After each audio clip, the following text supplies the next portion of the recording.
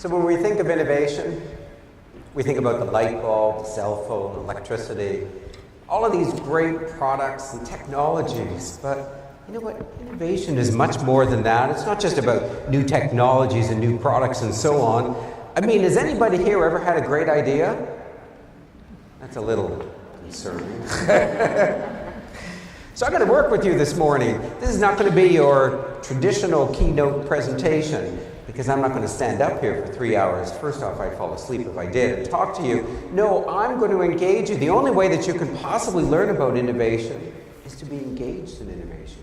So the reason why you've been put into these teams, and you've been put into teams not with all of the people that I know you dearly love and you can have lunch with them and so on, but different, to kind of mix it up, because the amazing thing about innovation is when we start to work with other people who may be a little different, have different backgrounds, different job responsibilities, what can come out is unbelievable.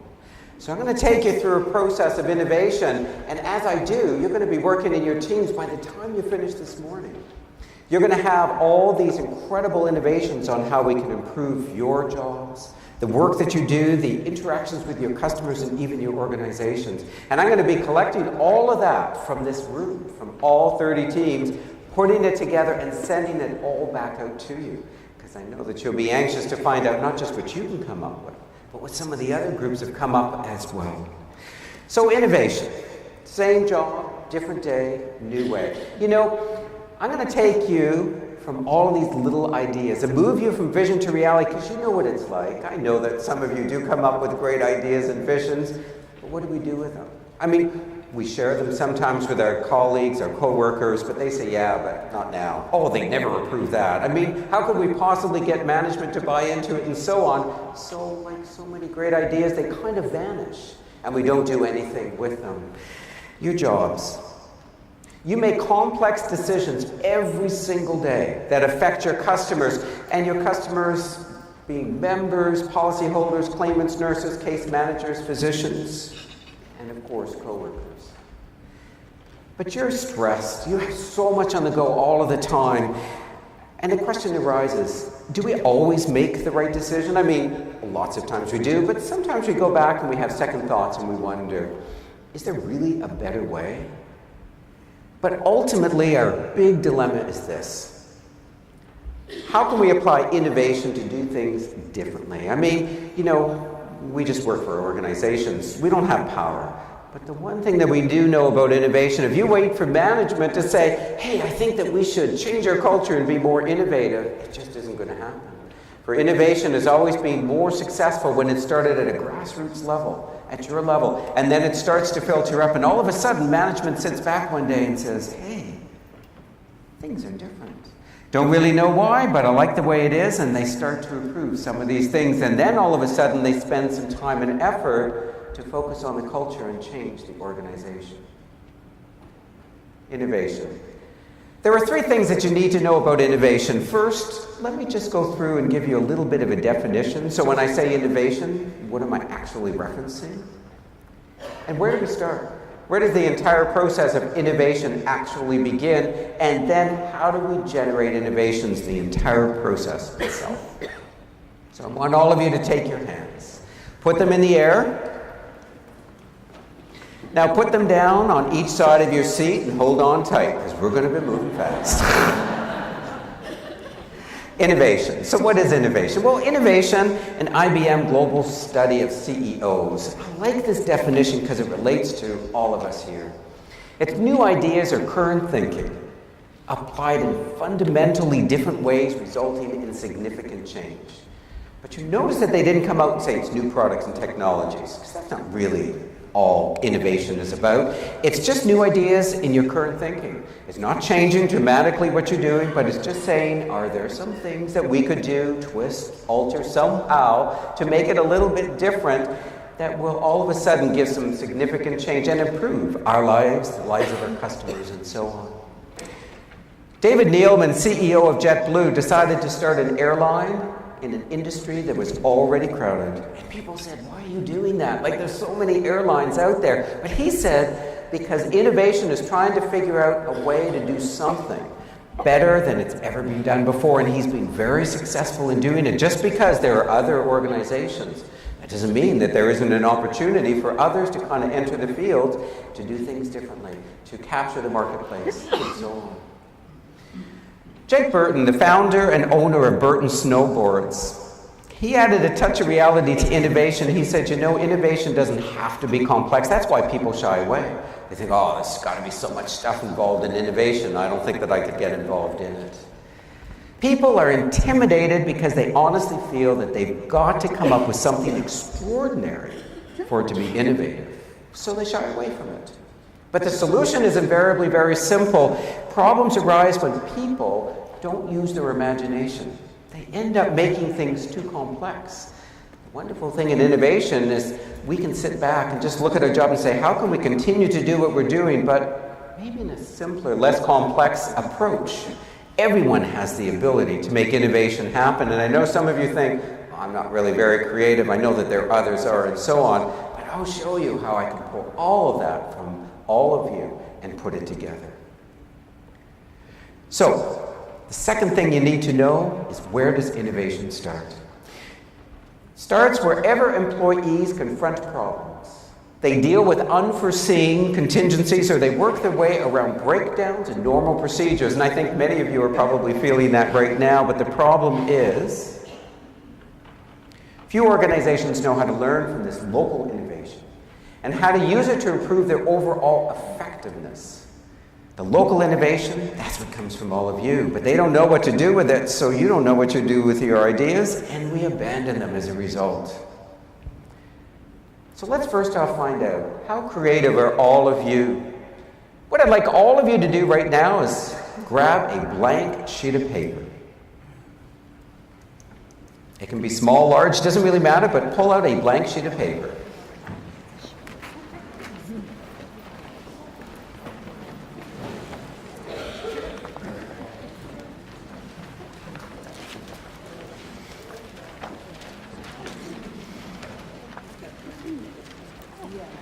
I want all of you to draw a circle on it. I know some of us are better at circles than others, but don't use the flip chart pages because you're going to need those after, but you can use Post-it notes or any other kind of paper. It doesn't really matter. This is not meant to be a difficult exercise, by the way.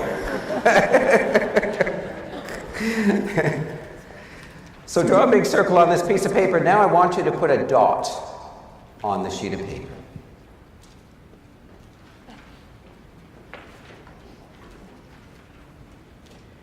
This is a test given to children entering kindergarten to determine their creativity baseline. So let's see how you did. Now, for those of you, according to the test, that would be considered the least creative here, you'll have put a dot in the very center of the circle.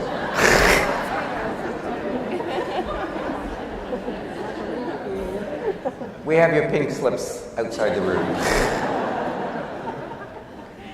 Now, those of you who are moderately creative will have put a dot at the edge of the circle. And those who are more creative will have put a dot outside the circle itself. Did anyone do that here? Ooh, oh wow. You've got a real creative group in the back there and some here. Excellent. Okay. Now, for those who are very creative, you will have turned the paper over and put a dot on the other side. Did anyone do that? Okay. I have seen the odd one. Now, I want you to go home, when you do go home, and you can do this with your spouse, your significant other, your children, whomever. You'd be surprised, at that. But you notice that I said least creative is the very first thing. Is it because she's not very creative? Was she upset? Sorry. All of us are creative. It just may take a little bit more to get it out of you. And that's the key observation here, is that there's a certain amount of creativity inherent in everyone. I know we feel that there are others that are more creative, and that's true, but all of us really are. That's why I use the word least, not creative. It may just take a little bit of work, and I will spend that time with you necessary to get it all out. So understanding innovation. We always think about this lone genius inventor sitting in some dark little corner coming up with all of these amazing innovations, ideas, and so on. But that's not really innovation at all. That's just somebody coming up with some good ideas. Nor is it just about ideas themselves or about individuality and thinking. I mean, all of these things do contribute, but that's not what innovation is about. No, rather, innovation is about products, services, processes, structures. It's about everything that we do. It affects everything. And it's about involving people who will challenge the status quo. So I do want, when we go through the process in your teams, I want to make sure that you do challenge the status quo. We don't know if we're going to be able to put it all the way through, but in the beginning you'll see you come up with wild, crazy ideas, and then through the process, you'd be surprised how many of those actually think there is some merit. There is some possibility we probably can take those forward. But ultimately, it's a collaborative process. It's not about an individual. And that's why you're sitting in teams, because you're going to be working with each other collaboratively to share and come up through the process of all these great new innovations. So why innovation? Ultimately, to enhance our job performance, to improve case management, to improve claim outcomes, and to improve customer service for our policyholders and our claimants. And there's so many other reasons as well. Certainly these are critical ones. So the third thing then is you need to know, so how do we generate innovations? So let me now take you through the process.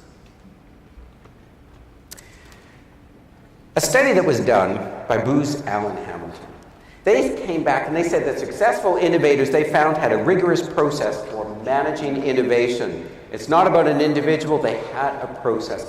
When you look at organizations, we always think of Google, Apple, and so on. As you study them, they have a clear process. Absolutely, individuals come up with ideas, but then they have a very clear structured process that it goes through. And that's why we always miss a little bit about innovation, because we just think, oh, well, it's just coming up with ideas and kind of putting them in. That's what suggestion systems used to be like, and we know how unsuccessful those were. Peter Lyman, a Wharton finance professor, he said, you know, there's no magic aha moment in most innovation. If you wait for eureka, it's just never going to happen. It is a little bit of work involved. As a matter of fact, you're going to find that most of the process is not about the ideas, but it's about the other things. So let me show you the process. The very beginning part, yes, that's where we come up with the ideas. Come up with all kinds of visions and ideas based on some questions or criteria that is presented out there to generate all of the new innovations. But from there, we create the team. Because remember, I said innovation is a collaborative process where people from many different fields suddenly come together. So the team is absolutely critical. Then the team will take all of these visions and ideas and combine them into groups of similar related ideas that will then start to become the innovation itself. Now, they're not going to have to vet them, analyze them, and certainly not eliminate them. As long as somebody came up with that idea, it will always be considered valid. Rather, we combine and then explore. And then from there, we go deeper. We evaluate. So if we move forward with this innovation we've come up with, so what would be the benefits? Why do we want to sell it, put it forward? What difference is it going to be? How would we measure it? And so on. And then we overcome barriers. I mean, realistically, we know there's things that might prevent success, so we identify them, honor them, and then create actions to reduce the likelihood that any of those things will interfere with our success. And then we'll be ready,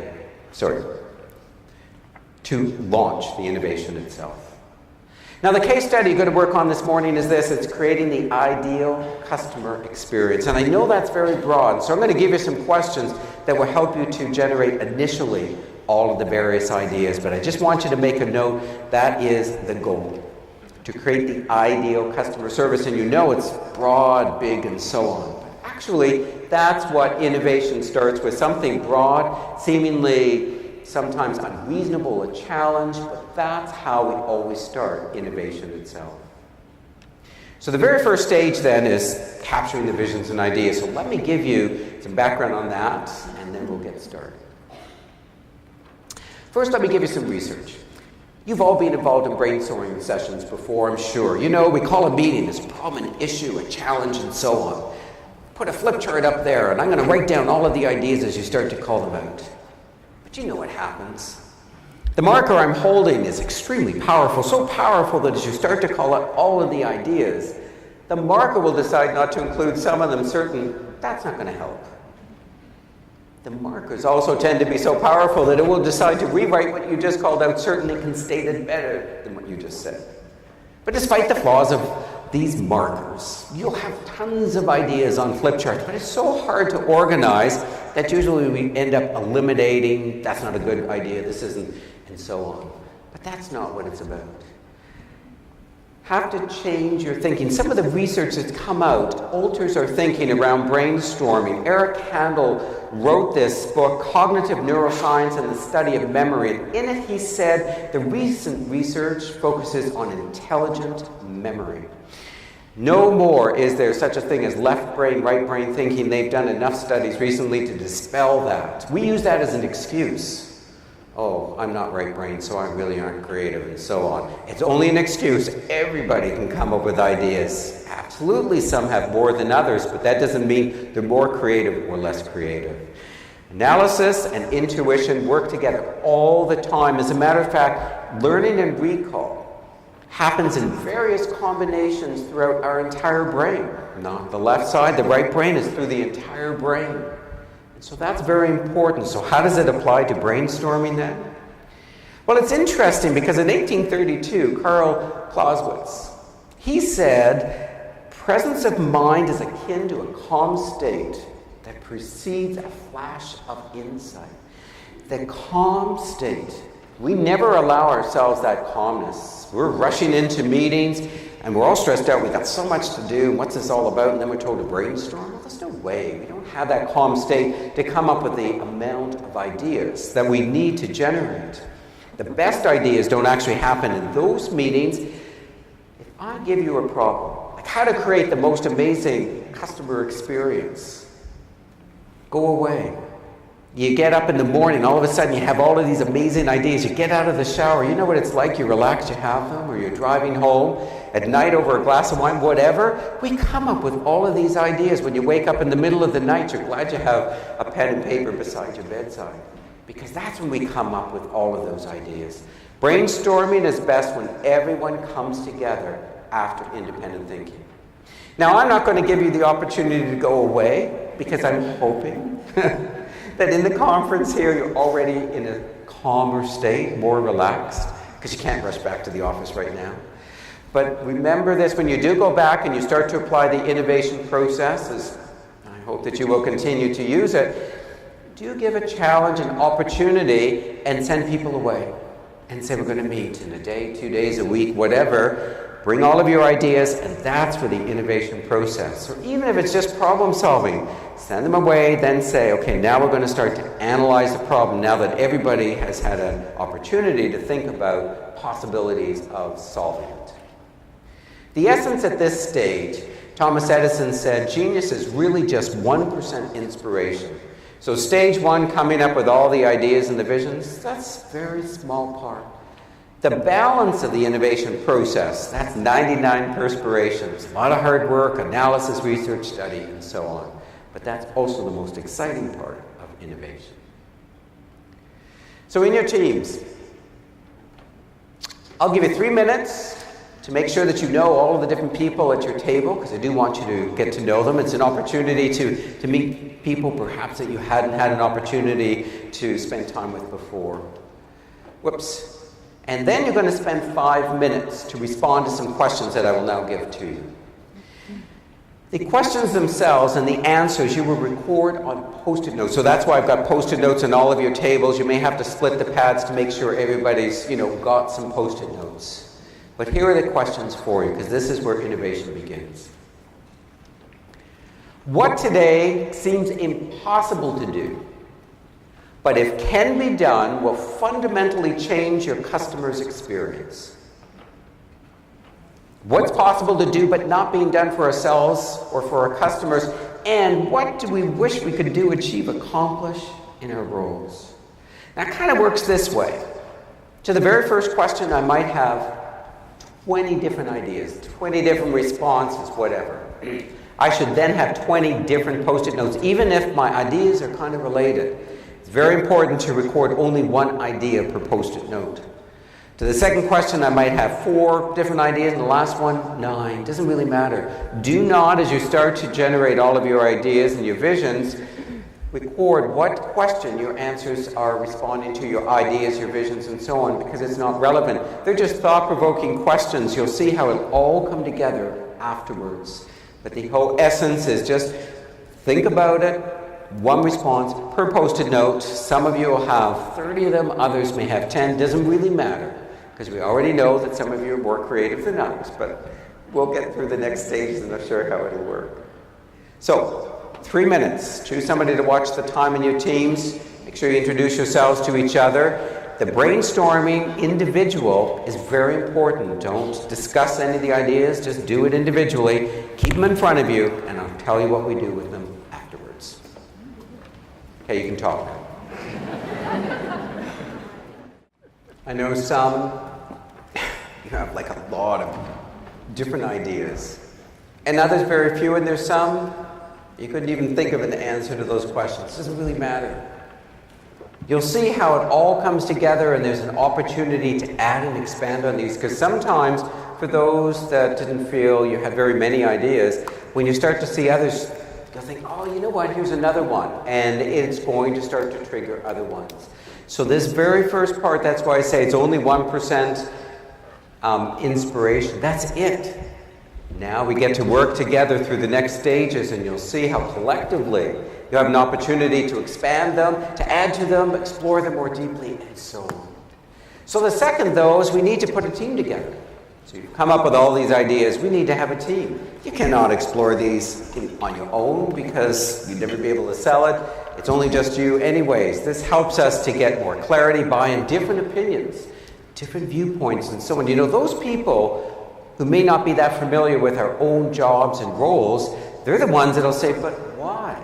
They'll question things because they're not involved. And it's those kinds of questions that make us sit back and think, well, actually, you're right. I don't actually have a why. Well, we've just always done it that way. It just is policy, procedure. We've got all of these things. But always remember that policies and procedures, if they were always so clear and apparent, that everybody would do everything exactly the same, the concept of having a legal system would cease to exist. But the fact that we have lawyers shows that all policies and procedures are always subject to interpretation, and everyone interprets the same thing differently. When it comes to the team, a Harris study said that 47% report that their organization had no team process or system for vetting new ideas in order to decide which ones to invest in. So it's no wonder that they didn't. Teams are absolutely essential to the next stage of the innovation process. Anyways, it's a lot more fun to work with others on this than it is to do it on your own. Thomas Edison. When we think about Thomas Edison, and I mentioned electricity, the light bulb and so on earlier when we think about innovation. In his lifetime, he came up with around 1,047 amazing ideas. And we think, whoa, that's incredible. But you know what? That's all he did. He came up with all these amazing ideas. He had this team that he called the Menlo Park Laboratory Team. And he gave it to them. And they went through an innovation process, exactly what you're going to go through this morning, to explore it, to analyze it, to test it, to prototype it, and so on. He didn't do all of that. And sometimes it worked and sometimes it didn't, which is also a very important part of innovation. We don't abandon them. We always go through and at least test and pilot things before we make that final decision. So always remember, Thomas Edison, too, did not just have ideas. He had teams that he worked with. Now, in forming your team, there are some key roles I want you to identify in your teams. I want you to identify a leader. Now, this is not a decision maker. It's just somebody that will help keep the team on track and in focus for each one of these exercises. Choose somebody as a scribe. As I mentioned at the very end of this morning, you're going to be creating various worksheets. I'm going to collect all of them from all of the tables. That scribe will be responsible, so choose somebody that writes fairly legibly. And they're going to record the information on behalf of the team, put their name on the sheets with some contact information in case I have if I need clarity on any of the points that are written down and so on, because I will then be combining it from all 30 teams into one big report that's going to go back out to you. So you see not just the innovation from your own team, but what came out from the entire group. Choose someone as a timekeeper. You know, we only have this morning, and so I will give you a time limit for the exercises. And once you start all talking, it'll be very hard for me to control you as easily as a timekeeper will be able to do on your teams, and then a spokesperson. Because there may be questions that need to be asked on behalf of your team or feedback and so on. The spokesperson could be the leader as well, doesn't matter, but somebody who will speak on behalf of your team if it's required. Now, make a note, somebody in your teams, that those are the 4 roles, because I'm going to combine you doing that as a part of the next exercise as well. So 4 roles: leader, scribe, timekeeper, spokesperson. Okay? So the next stage, so we're going to combine forming your team with this stage, which is reviewing and combining the visions and the ideas. Now there's some commandments and rules that I want you to follow in your teams. I want you to have fun. This absolutely, I mean, innovation should be fun. There are challenges, but it should be fun as well. You said, you know what, it's really exciting and exhilarating because we don't know if we're going to move forward with it or not, but who cares? We should be having fun. That will help to create ideas. Don't fall in love with an idea. Somebody in your team's going to come up and say, wow, that's amazing. But keep exploring it further. Be dissatisfied with what everyone has come up with in your team and start to add more. Because you're going to read one of them and that's going to trigger more. And as you add more, keep writing them on Post-it notes. Exaggerate. So take an idea and exaggerate it. Don't worry. Can we do it? It's going to cost money, time. Will they approve? Don't worry. Those things are going to come out later. And do something different. Take all of the people in your table and switch positions. You'd be surprised how that generates different ideas because all of a sudden we're right beside someone that's different than us from before. Let it happen. Don't stop. You know, continue all of the brainstorming. Take a risk. Come up with something. Could be a little risky. We don't know. We're not implementing anything quite yet. Think big, not small. Big, because those will be the ideas that we'll want to move forward with. And expect the unexpected. That all of a sudden, as a team, you're going to come up with something brilliant. It happens all the time.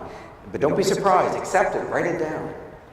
Stephanie Korlick, she discovered Kevlar. She said a large part of innovation is welcoming difference. That's why when you go back and you create innovation teams, you want to have different people who aren't really involved in all of the different stuff you do, because they'll see things differently and they'll question. You got to be open to the unusual and understand that difference is often positive, not negative. A lot of people see something unusual and they assume that, of course, it's wrong. But innovation, it's the ability to see something unusual and recognize the answer may lie in its difference. Just because we never did it before doesn't really matter. Just because it's a different way of doing what we've always been doing. It's the unusual. That's where innovation will probably lie. Albert Einstein said, anyone who's never made a mistake has never tried anything new. We all make mistakes. We know that. I said that in the very first slide. And that's okay. But that's how we learn. If at first the idea is not absurd, there's probably no hope for it. So I'm hoping in your teams you'll look at them and say, is that truly absurd? Well, that's the one that we should keep. Maybe it's riskier, but that's okay. Because we're going to go through all of the steps so you can really evaluate and analyze it in more depth. Now, in reviewing your visions and ideas, Madeleine L'Engle said, in order to allow ourselves to be creative, because this is a very creative stage as well, we've got to relinquish control and overcome fear. So don't worry about, but I think we have to do that. Park all of that, because these are, constraints we have, and maybe when we go out and we test it, they will come back, but don't worry about them at this point. And why do we feel that way? Because real creativity is a bit like altering. It threatens the status quo. It makes us see things differently. Most great innovations is when they totally abandon what we believe to be true. And they abandoned it and said, but why not? It brings about change, and often we're terrified about change.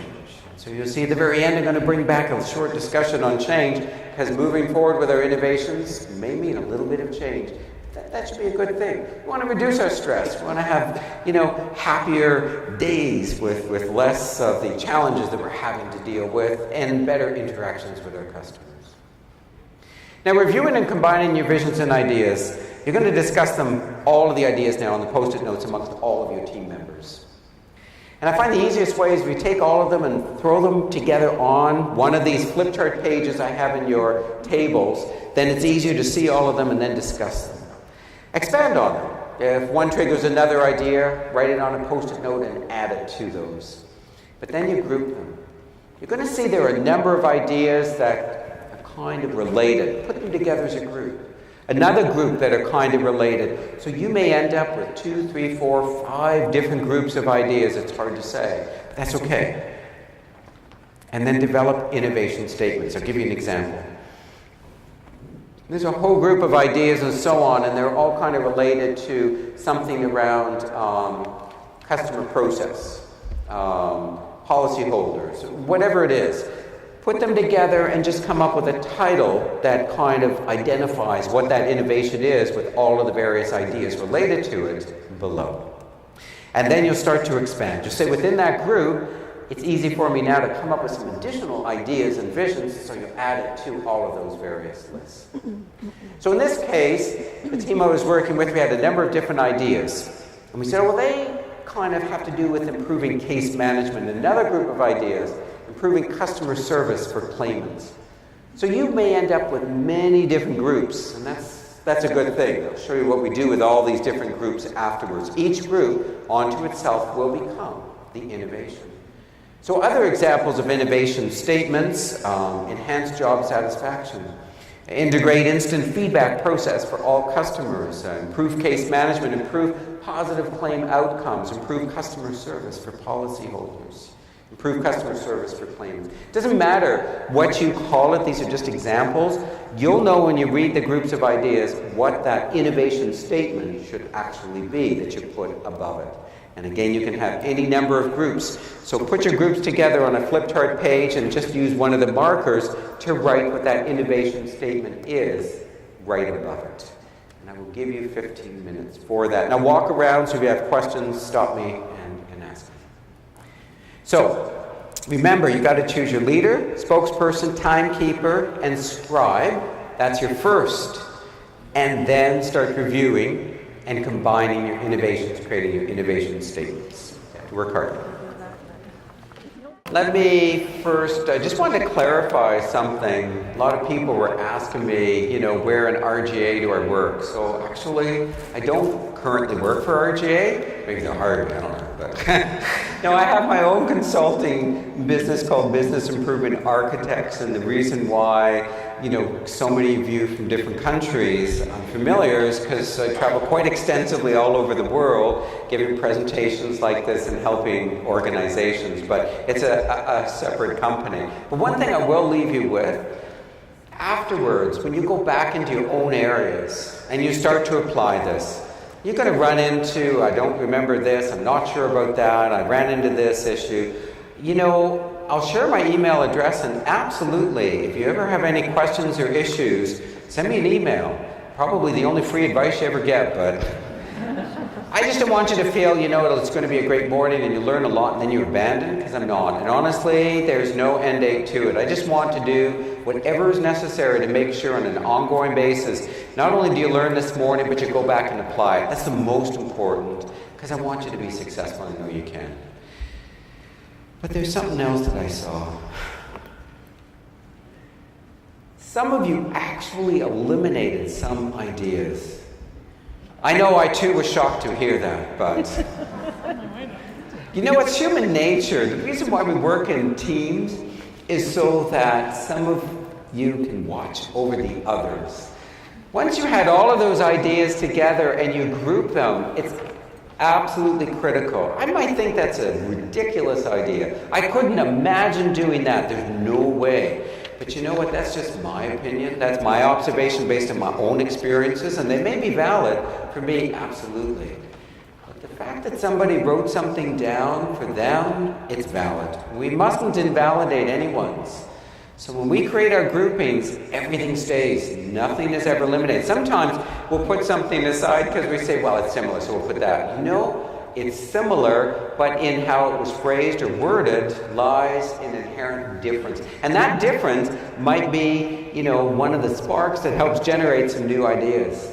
It's too soon to go through a process and say, let's park some of these. Everything should stay. So when you do go into the next, if you found that actually unintentionally you did put some aside, then kind of bring them back. Sometimes those are the ones that are more bizarre, ridiculous, that actually might help you when we explore these more deeply. So you've identified all of the benefits. Now I know that some people got stuck as how it enhanced customers' practices and improved risk management. Never feel constrained on a chart. Be innovative. If you have to start at the right-hand side, go left, so be it. It doesn't really matter as long as eventually you've had an idea. And some columns you may say, I don't really have much to say, and others, lots to say. It doesn't really matter. It's just to get the team thinking about, why do we want to explore this more deeply? It's all going to help you in the end when you put it together in a form of a business case that you'll be presenting to management to say, hey, look, wouldn't this be amazing if we could actually do it? Realistically, despite everything, we know that we want to move forward with it. But there are things that will kind of be challenges that we've got to overcome, barriers, blockages, and so on. So we need to identify those and say, not that it's going to stop us, but let's be realistic. What's going to make this challenging to move forward on? And more importantly, what can we do to reduce the likelihood that will prevent success? Because we don't want anything to stand in our way, but we don't want to ignore. We do have to have that little touch of reality in the innovation process. So overcoming barriers. Faith Ringgold, an artisan Arthur, I think she said this perfectly. She said, the greatest enemy of any creativity is fear. When we're fearful, we freeze up. It's like a child who, won't draw pictures because they figure that if they show the picture to other people, everyone's going to laugh at them because they're not very creative or very artistic or whatever. So they freeze up and they won't do it at all. So some of these ideas we kind of look at and say, I know it would be amazing, but I just can't imagine doing it. And so we freeze up and we kind of intentionally or unintentionally kind of block it. So we want to be aware of that. Creativity has a lot to do with our willingness to take risks. Because it's only those risks that sometimes will come through that little glimmer of, you know what, that's really different, so why not move forward with it? So we want to identify what's going to prevent success, because an in-depth understanding of these barriers will always lead to much better identification of the options, the solutions, to then put into place to realize our innovations. Innovation, those with the greatest risks, sometimes have the greatest opportunities as well. Because it's when people said that would be impossible, those are the things that usually brought about the greatest innovations. I mean, there's all kinds of, studies and analysis and books on the very first time that they put somebody on the moon and how many people tried to block it and said it is impossible. Honestly, we look at that and think, well, why not? Because of course it's already happened. But at the time, many people said it was impossible. And you can find that true of almost any great innovation. There were many people who said it is an impossible dream, it will never happen. And yet of course it always happened. Don't let risk become a paralyzer. Google's chair, Eric Schmidt, he came back and he said, hey look, if you don't try, you don't know. Because we tried. And I and you don't even remember the names of the products that fail. They could write a whole book on the number of products, that they prototyped and tested and they failed. But that's okay. You know what? That's all part of the innovation process. It really is the very secret, the essence of it. The greatest innovation barrier, though, is this. There are too many risks. There are too many roadblocks. We'd have to change too many things, so I don't think we should move forward with it. But reverse that thinking. And look at it, but what is the missed opportunity? So if we don't move forward with it, what are we missing? That's why doing the benefits first was so important, because maybe sometimes what happens when we start to identify the risks and the barriers, we go back to our benefits chart and we say, we have more benefits to add to it because those benefits will help us avoid a missed opportunity. We do want to move forward with it, and that'll reduce risk likelihood. In your teams, you brainstorm to benefits. Go back over all of your ideas. Make sure that any that were eliminated, put aside, you bring back into the fold. Read all of them. And add that touch of reality and say, for every one of those ideas, what might reduce the likelihood of success? What barriers do we have to overcome? But look at it from another angle and say, but are there any missed opportunities? So if we don't actually put it into place, are there things that might be missed out? Opportunities that we really, really do want. I mean, that's why we identified all of these benefits. And more importantly, what can we do? What are the actions we need to put into place that will help us to overcome some of these barriers that we identified? So absolutely add that touch of reality. That's what those barriers are, but don't allow that to prevent success. Honor it, but identify what we can do to reduce the likelihood that might prevent success, or we might even be able to eliminate it. And identify any missed opportunities of not moving forward, because that will help propel the reason why we like this innovation so much. The innovation barriers chart, which you have at your tables, there's really only 3 major columns. Brainstorm. You'll probably find this first one really easy. What are all the risks, the barriers, the things that might prevent successfully moving forward with your innovation? Whether it's piloting the innovation or even full-scale launch. Then brainstorm and say, but if we don't do it, are there any kind of missed opportunities? Because this is going to enhance the benefits that you've already identified, and you'll probably come up with more as well.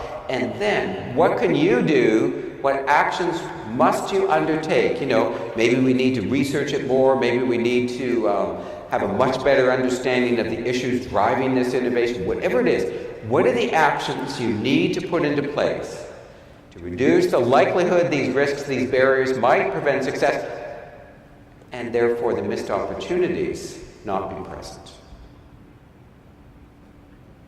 This will take you about 15 minutes in your teams. And as with the other charts, make sure you put your innovation statement at the top and the name of the scribe and contact information. And I'll walk around and answer any specific questions for you.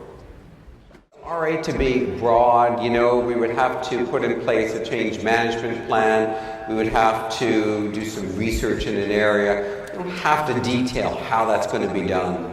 Because part of the next stage when we actually move forward and we say, what do we have to do to successfully pilot and then launch the innovation, then we'll get into that detail then on all of the things we have to do. So that next stage you'll find tends to be very detailed, because you need to be very clear how we're going to successfully implement everything. One of the areas that sometimes arises is we need to be much clearer on the impact this innovation might have on our customers, on other employees, and so on. And so one of the things is we may need to go out and do some research. You know, traditionally, what we do is we send out surveys. And they're much more satisfaction surveys. You know, we're happy with the service, were they responsive, and all that kind of stuff. And it all comes back and it's okay. By the way, some recent research when it comes to survey scales, if you use them, you should never use a survey scale of 1 to 5. Does anybody know why? I know we do it all the time. That's right, 3 is the problem. 3 means I haven't got a clue. So what are you supposed to do with that? Statistically, it's not even relevant, but we include it anyways.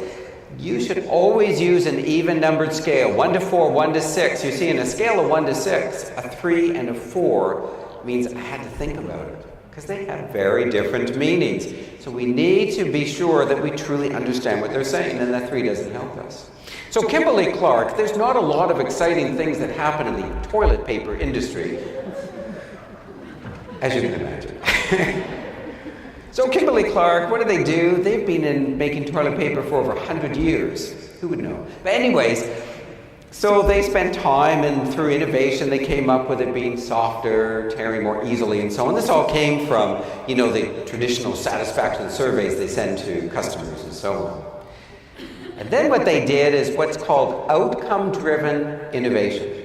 They reversed their questions, and they went out and they asked everyone, what do you hate about toilet paper? Nobody, I'm sure, ever asked you that question, but... And so we've got, it's reversing the question and being prepared for whatever the answers are. What really bothers you, what keeps you up at night, and so, well, I don't know, keeps you up at night with toilet paper. But I mean, if you're lonely, I guess you could sleep with it, but I wouldn't choose that. So what they found is people were upset about the toilet paper rolls. Millions of toilet paper rolls are discarded in the US every single year. And I know, in some areas they do recycle them and so on, but still there's cost and waste and so on. So they undertook to use the innovation process to create toilet paper that has no toilet paper tubes. And they recently launched tubeless-free toilet paper in the East Coast, and it's been very successful. And it took them 4 years. So there's a couple of things then. Innovation is a long, sometimes not a short process. Some of the innovations I've been listening to in your teams, this is not going to be put into place in a few weeks. It's going to take a fair bit of, time and research and investigation. That's okay. But eventually, once you've done all of that, you'll be able to actually successfully pilot and then launch it. But the other learning from it is when you do gather information from all of your customers, make sure you're asking the right questions. Not all the traditional ones, but reverse the questions, thinking much more about outcome-driven innovation. So that's why I mentioned that one to you. So, you have looked at all of the barriers to innovation. Now we need to brainstorm, what do we do with all this stuff? How do we put it together? So, you created and brainstormed all your visions and ideas. And as I mentioned earlier, when you go back, just come up with some thought-provoking questions, challenging, even if it seems an unreasonable demand. Put a team together. They're going to review all of these various visions and ideas and create groups. No elimination. If I wrote something down, it's therefore for me valid. So we cannot go through a process of elimination. Rather, we review and combine all those innovations into groups and create your innovation statements. Now, you can't work on all of them at the same time. So choose one, which one you believe has the greatest impact, benefit, and so on. But in truth, what I've often seen when it's very new to an organization, they'll choose something that they know may not take as long. Because we want to show the benefit of moving forward with the innovation, so they choose something that will, have a positive impact, but maybe it's not going to take as long to go through. Maybe it's not so huge, and then we'll do the other ones later on. Once you identify it, you evaluate and identify all the benefits to you, the customer, the organization, risk reduction, and so on. But then you add that touch of reality. What might prevent success? What are the missed opportunities, and what can we do to ensure that nothing stands in our way of success? And we put it all together, we explore it more deeply, and create the innovation itself. Now, the exploration part, this is the part that can take some time, because you're going to test, you're going to relaunch, test, there's a lot of back and forth, a lot of research involved, and so on. So this is, the biggest part of the innovation process, but it's often the most exciting, because now you're really thinking about how can we do it, because we've gone through everything, we know we want to do it. In developing the innovation, you're going to brainstorm in your teams what are all the things you have to do to successfully launch, which of course will include all of the actions necessary to reduce the likelihood those risks will happen and to ensure the opportunities are realized. And when I say launch, it doesn't mean we go into full-scale launch. That's probably a bit too dramatic. So, just to at least pilot it, to test it, to evaluate it, and so on. We agree on the impact it's going to have on the customer and the benefits. So we've got to always go back to that, and we may even add to it as it becomes clearer to us through the testing. And then what do we need? Do we need money? Do we need time? Do we need resources? So we talk about that, and we actually have to spend a bit of time to analyze it and come up with how much time, how many resources, what kind of roles, any budgetary requirements, and so on. So the last big thing for you in your teams is I want you to go over everything. So your innovation and all of the ideas. How you brainstormed and identified all of the benefits, all of the barriers. Now, what are the solutions? How can you overcome all of those barriers in order to realize the benefits? And therefore, successfully pilot or launch the innovation.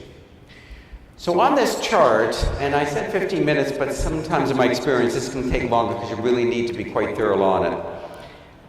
Really think through. Your actions to overcome the barriers was pretty high level. So think through a bit more detail, some of the actions that are necessary. If there's not enough space on this one page, turn it over, use the other side, and that's fine. Think through the impact on the customer and the benefit. Is there anything that you can add in addition to what's already in your benefit chart? Any additional impacts on the employee and benefits to what you already identified on your benefits chart? And what do you think is going to be necessary in terms of time, budget, resources, and so on to really think it through? Because then this will all come together to form part of your initial business case that, of course, we have to eventually get to management to sell it, to get their buy-in to allow us to go to the next phase, which will be the further exploration of this before we can pilot it. So I'm going to start you off with 15 minutes and see how you do, but if you need a bit more time, then we're okay on that one. But this is where the real meat in the final moving forward with it. So think through carefully and be very creative in your ideas. So it's interesting because I'm walking around, some of you said this is much easier. And others said this is much more difficult than the other stages. So I can see why it would be easier for those who tend to be more detail-oriented. You would be truly in your elements. You want to make sure you have people like that on your teams. Because now we're getting into all the detail and how we're going to do it, who's going to do it, when are we going to do it, what budget, timelines and so on do we need. But for those who are much more into the bigger picture, the creative side and so on, I can imagine you're struggling because now we're in deep into all of the actions. You might as well just stay up there. But having a combination in the team is the best because you'll kind of work off of each other and it'll also help you to continue to always think through all of the various benefits at this point. So I've gone through and I've seen some of the innovations in the teams and they're quite astounding. The number of things that come out. And I just want to take you through the balance of, what it is you're going to be doing. But I thought before I would do that, it would be really interesting. I know some of you are not comfortable in speaking up in a full group, and that's okay. But for those of you who don't mind too much, it'd be really interesting to hear some of your innovations and a little bit of an overview of them for the other groups. I mean, I will be taking them all afterwards and sending them out, but just so you get a feel of all of the different... Sorry about that. First time I had a good point to make and he cut me off.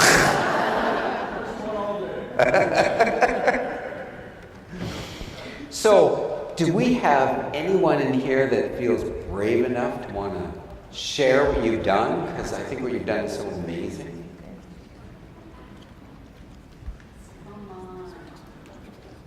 Oh, you extroverts, come on. I mean, I would read it out, but it wouldn't be nearly as effective. There must be some people that are brave enough. Okay. We have someone all the way here. You can even sit if you're more comfortable. It's okay. Because you have a microphone, so. Yeah. Okay.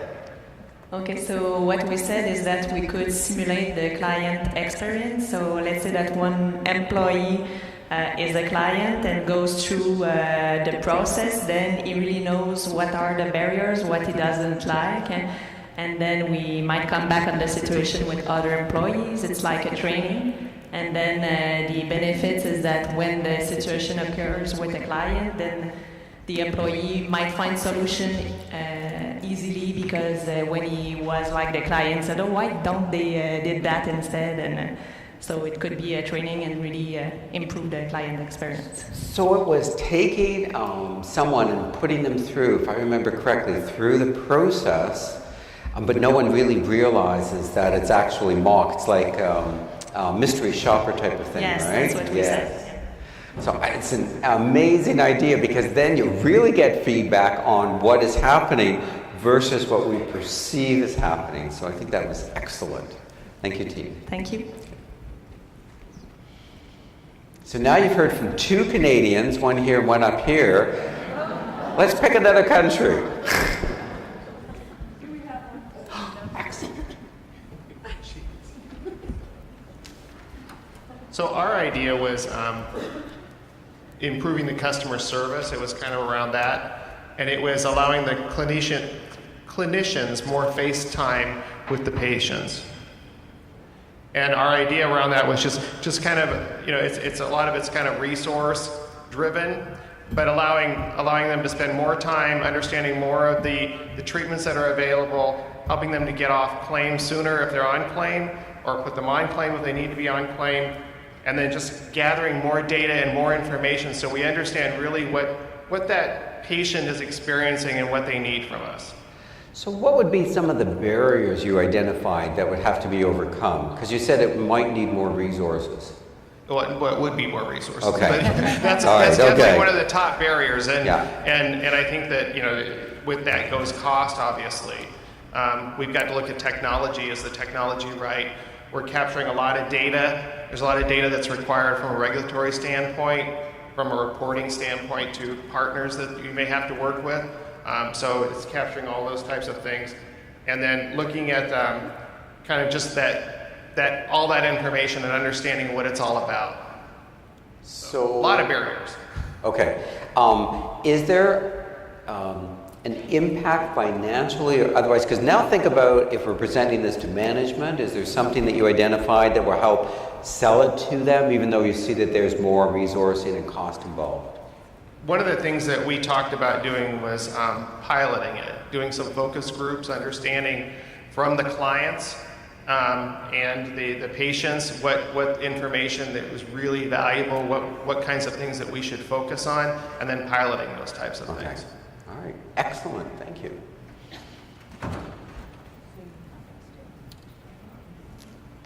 Anyone else here? Yes. Okay. Hi. We feel communication is number one. And we originally started with phone interviews and feel that we need to just do a fantastic phone interview. Then that discussion bled on to home visits and actually getting in front of the person, seeing them, how do they live in their day-to-day environment. It's important. And so that's where we came from. And of course, our barriers are, again, cost, the ability of someone to go out and do that. We have one person here whose clients are very close to their location and their office. Mine are all over the country, so that is more difficult. I can't just get in my car and be there and visit every one of your clients. We would need to have a lot of resources, time, money to make that happen, but that's what we want to have happen.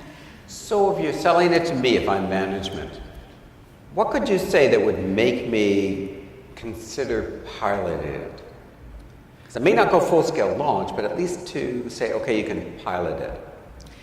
We do home visits now when we feel it's necessary, but we were looking at more of a wide scale. I think the home visits are very valid. We see things from a different perspective of that person in their home. It'd be good to see them at a doctor's appointment, but I think when you see them in your home environment, it's a whole different, are they nesting? They got all their stuff around them, or is their house spotless? What aren't we seeing in these medical records that we can see face to face? Yes, the cost is there, the time is there, but it's valid. You can read someone's medical records and not see something until you are in front of them, and then you're like, oh, their hands were all crippled up? Why was that not in the medical record? Didn't know it. You had to go see it. Right. Absolutely. Excellent. And I'm not asking the question for all of you in terms of, so if you're selling it to management, what can you say to convince them? But when we get to that stage where you do give that presentation, you have to kind of think through just some of those elements, because you know, we probably in some of your groups identified that as a barrier, is management approval. So we've got to think through how to get past that one, because we sure can see the benefits. Is there another team that wants to share? We're going to pick on you. Okay, we've got one here. Okay, good afternoon, everyone. And we'll do that. Our group here, basically, the main focus was improving customer satisfaction. We feel that that's the key to any successful business. If your customers aren't satisfied, no one is. That leads to, you know, your advantage over your competitors. So in a way that we were trying to improve this is basically, I should say how we would improve that is it would be less customer complaints, phone calls, communication. If there's communication, you'll have your staff that's trained, the beneficiaries, the policy holders will have a thorough understanding of their policy and how everything works. And we look at it as we will get less claim errors, decrease litigation, and decrease appeals, which, as the manager of the customer service department, will also impact the phone calls that we get. And everybody knows if the client's not happy, no one's happy. The benefits, if successful, client retention, saving money on claims costs. If you have to do something, adjust a claim, you know, it costs money to adjust the claim than more money to adjust the claim than to do it right. We also have ways where we would reach out to the clients, ask for feedback, you know, what could we do to improve our service to you? You know, basically we would welcome negative feedback, because if you don't know what you're doing wrong, you certainly can't improve. It would also impact the employees where if the policy was explained to them, they would have, the employee morale would be better, you know, less stress, employee performance, and they would be happy, whereas they're going to work, they're happy, they're less stress. Okay. You know, the client's happy, less stress. I'm sorry, I'm going on. No, I think it's excellent. We also believe 100% customer satisfaction we would stand out amongst our competitors. Oh, this company does this better than this, you know, and then it will lead to maybe one client telling another client, oh, this is the company you want to go with. We want to stand out amongst our competitors. I'm sorry, and to basically reduce customer frustration. You know, if the customer's frustrated, they're gonna go and say, well, you know, that's not the company you want to deal with because I'm not happy. Maybe we should seek client B. Okay, I'm sorry. Look at this. There were some barriers that we would actually, we would need the money for the small pilot program, like a prototype to test this. We would also need an IT department to go over any system capabilities for this new idea. And just basically the time that we would need for training. And that's it. I kind of decided to cut it short. I can go on and on. But you know what's so excellent about that is that you delve deep enough to be really clear on the measurable impact it would have, and which helps to create a convincing argument when presenting it to management. And I think it aligns extremely well with some of the others that came out. It just kind of expands on that piece. That's excellent. Thank you. Okay, thank you. So teams, you've got all of this amazing stuff. Let me just clarify just the next steps which you would be taking away and actually going forward. The next would be, of course, launching the innovation. You would review all the launch requirements which you had brainstormed and created on that last chart. You will present this to management. You're going to have to gain their support, obviously, because there could be funding or time or anything else that is required. It's very common that it's too much to say, let's go full-scale implementation. And so it's common that you'll just, test and pilot it into a small marketplace or one group of customers or whatever. Whoops. And then you will identify what actions are required to go full-scale launch. So once you pilot it, you tested it, you review it, make certain refinements, and then you would go into full-scale launch. And finalize the launch date, and then of course launch it. But we always have to deal with change, and I know when you were creating your plans, change came out as being one of the actions that would be required to overcome some of the barriers and the risks that you identified. Most people resist change. You know what? I like my office. I know it's old and the furniture's kind of falling apart and stuff like that, but I'm used to it, I know where everything is and so on. Tell me all of a sudden I'm moving to a new office, I'm going to have new furniture and so on, and you'd think that I'd be excited. I mean, I think it's kind of nice. But all of a sudden I have to figure out where things are going to be, and there's all this kind of stuff that goes through. We always resist change. It's human nature. I mean, there's some people that will always embrace it, but there's a lot of people who will resist it. And it's not because we don't understand the positive benefits of the change. But doing the old ways, it's easy, it's comfortable, we're used to it, it's habit. It's like some of us will always go to the same place for vacation. We'll always go to the same place for shopping. I mean, we just consistently do. We just are accustomed to it. So we have to put into some of our action plans, how will we manage change? Because people will be doing things differently than what they had done before.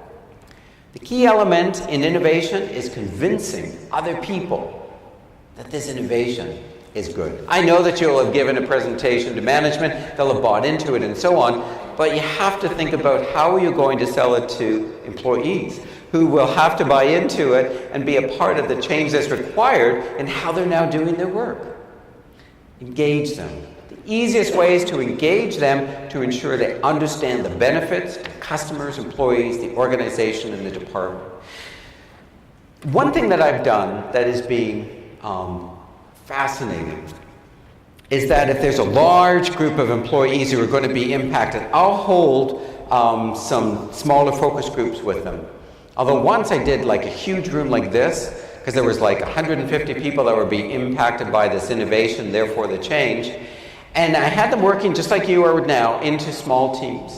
Each team, I had kind of a scribe leader role, an individual that I had spent a bit of time with beforehand to sort of train. Gave them about just a few general questions to begin with, but the most important first question was this. Everybody has experienced change. What are all the things that you hated, that you didn't like, that really interfered with your work and so on from previous changes, whether in this organization or another, doesn't matter. And the scribe would write all of the stuff out, and they just keep going on and on and on, no limit. They get all of the stuff out, all the things that they really hated and so on, and it all got up there. And then I said, okay, so if you were responsible to have managed that particular change, the one that you just described that was so awful, what would you have done differently so it would have been managed better, you would have embraced it sooner, you would have felt that it really had the kind of benefit to you that you expected? What would you have done? And then they start to write it all out. And then we say, well, here's a change that we're going to be undergoing, an innovation, and we see that there are benefits and so on. What would you like to be done to make sure that you are fully engaged, that you embrace it, you understand it, you accept it, and you go through the change? Because when we tell people you have to change, of course, it's like, no way. But when we engage them this way, see, people have to vent. It's like when someone's angry, really upset. You know this, I mean, all of you deal with this all the time, day to day and so on. The first thing isn't to say, it's okay or you shouldn't feel that way, because that doesn't actually help them at all. But it's just, listen, let them get it all out. Let them vent. Because when people have vented, only then are they ready to listen. So the first part of managing change was to allow everyone to vent, get it all out there. Now let's move into the constructive. Now that you've gotten all the venting out, what's necessary to give you back control? When you do that, then all of a sudden, you find that they start to embrace this new innovation, this change, because they can see the positive effects it's going to have. We have to measure success.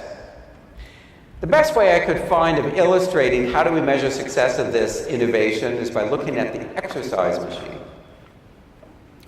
So with the exercise machine, if we own one, so you went out and you bought one, you brought it into your home, they refer to that as innovation adoption. But if you went out and not only did you buy it and put it in your home, but you used it in the past week, they refer to that as innovation implementation. But for those of you that use it regularly, in a skilled, consistent, and committed manner, then that means you've excelled at implementation. So what we're looking for is we don't want people to kind of try this eventually, on an ongoing basis, but in a haphazard way. We want to make sure that we get full adoption because they use it consistently in a disciplined manner, and then the change will occur. Because it's so easy to say, okay, so I tried this new way, and I didn't really care for it, so I'm going to go back to my old habits. They've got to keep reinforcing it. So you'll find that your role and the engagement with the change process becomes really critical. To you, it's obvious. You are the team. You created the innovation. But to those that it affects, they weren't part of it, and so it seems less obvious to them. George Bernard Shaw said, you see things and you say why. But I dream things and I say, why not? When it comes to innovation, you've gone through the whole process and you've developed all of this stuff in your teams. Are there any specific questions, issues, concerns, or challenges that you feel about going back and applying the process in your own environment? Anyone?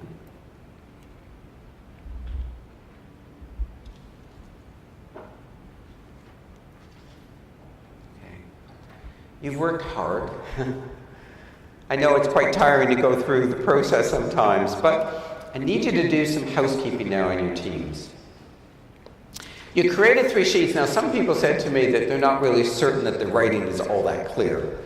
So I give you, and you can either, pass it to me and I'll have to connect on back to you. If you want, you can recreate this and then but you'd have to promise me that you will email it to me. Because what I will be doing is taking all 30 tables, and I'll be putting it together into one large report. Here are all the innovations. I want you to attach the related ideas on the post-it notes to those innovations, so that I've got the sheets and all of those ideas. And then, just take a message for me. I told them not to call there. It's okay, you can take a message. Okay. So I want the post-its with the ideas related to your innovation. I want the 3 charts. I need to be sure on your name and email address so I can connect on back to you, or your phone number if I have any questions. It's going to take me, a few weeks or so, and I'll be sending it back out to RGA, and they have all of your contact names in this room, everyone who's here, and a copy will be sent to everybody. So not only will you know about the innovation that you created in your team, but you'll see what all of the others are, and you're going to find that as you start to go through them and make certain combinations, that probably those combinations is something you could create a team back in your own environment. I mean, some teams said to me, well, it doesn't really affect me as much because I'm in a different area. But the strength of the team is that you were able to provide some ideas and so on that are a bit different that they may not have thought about. So the next time I'll have to do this in a way that then affects you. So there's my email address. As you start to apply the innovation process in your own environments, it's not uncommon that you may run into one stage you're not sure what to do, or a block, or anything else. Always feel free, as I mentioned earlier, to just send me a contact, a question, an issue, and I will always respond back to it. So Sue, I'm just trying to think of the best way for me to collect the information from all 30 tables.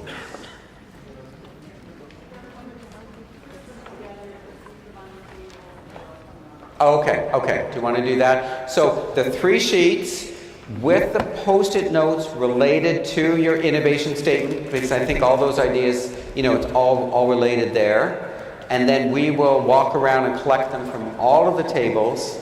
And if you have any questions, when's it coming or anything else, you can contact me. And I may be in contact with you if I'm not clear on some of your writing or thinking. So I hope that you could remember what it is that you wrote out. So I am here, by the way, for the full conference. So I'm here all today, tonight, tomorrow. Feel free to just stop me and say, like, I got a question or anything else, or, a problem, and I'm happy to give you whatever time I have, because I'm here really only for you, and that's it. So I just wanted to thank you. You were great. You stayed fully engaged. I am, in the process, and you absolutely deserve a bit of a break and relaxation during lunch to kind of clear your brains for all of the amazing sessions I know are going to be following you this afternoon.